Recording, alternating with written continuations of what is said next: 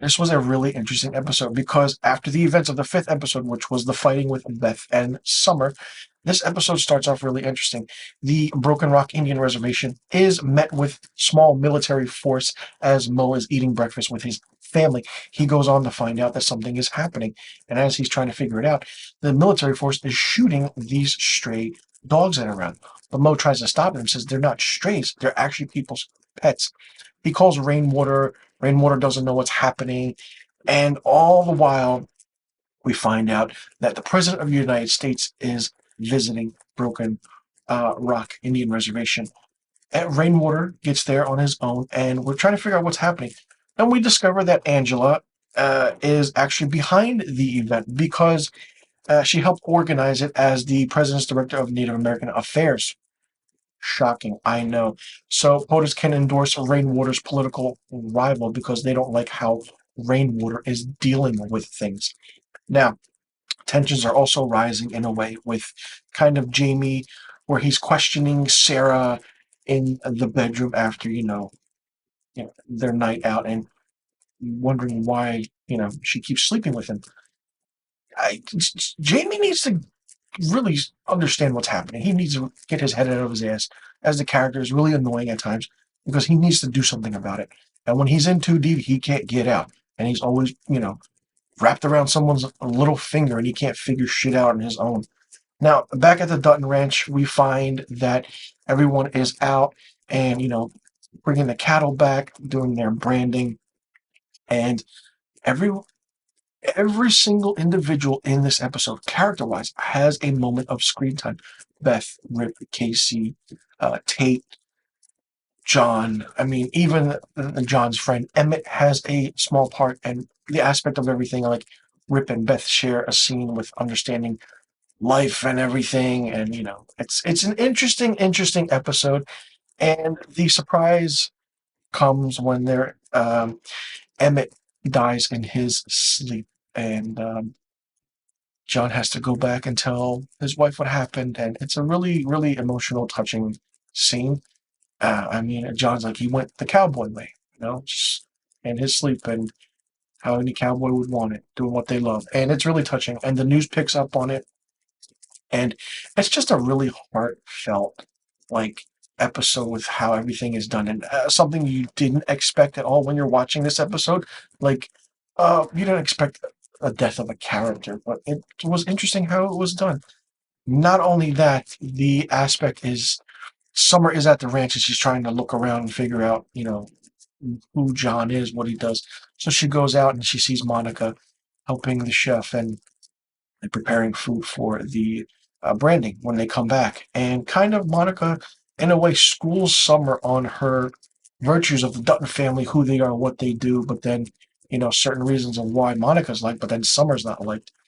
And then Summer wanders off, and we see her at the gravestones of the Dutton family: John Dutton, Margaret Dutton, Elsa Dutton, like everyone that's there. And the interesting thing is that we see the tombstone of Margaret Dutton, Faith Hill's character from 1883, and like Monica is just actually telling everyone like this is certain things of what's happening and how everything should be perceived and whatnot. Now back at the ranch, back at what John is doing, we see that he meets up with Montana Senator Linnell, and they kind of have a back and forth of being jealous with one another, But the interesting thing about this episode is that it's a really long episode, but it's a slow burn. Like aspect that was interesting and caught my eye a lot is the Broken Rock Indian Reservation. Like, what's going to happen with that with Rainwater Mo? Like, is Mo going to like do his own thing and get rid of Angela without Rainwater's consent? Like, what's going to happen with Summer? Like, how is everything going to anticipate? And then with Jamie and Sarah, like, how, like, the true villain in this is definitely Sarah. And it's always interesting to see a woman villain in a show because we don't know what's going to happen. Um, there is a rare happy ending in a way, different because the news, like I said, picks up on John's thing he did for the wife by consoling her, and then the news Sarah shows it on TV, and then Jamie and Sarah watch. And I was like, oh, anything, Jamie's like, he can, roll around in a pile of cow shit. He comes out and he's like, smells like roses. And then Sarah's like, what if he doesn't? So she kind of has a motive in there, and what we don't know what that is. But it's going to be interesting to see what's going to happen. And like, because she's like, I don't think we can let him show up to the fight. Like, who's smarter? Who's going to be smarter? Will Jamie actually finally try and take out John, or will the Dutton family be one step ahead of Jamie, or will Jamie somehow once again help the Dutton family without getting any recognition at all? It's an interesting episode. It was a really long episode, I believe, an hour and 15 minutes. These episodes are really, really long. The aspect is that it's drawn out long, but I want some action. Let's keep going.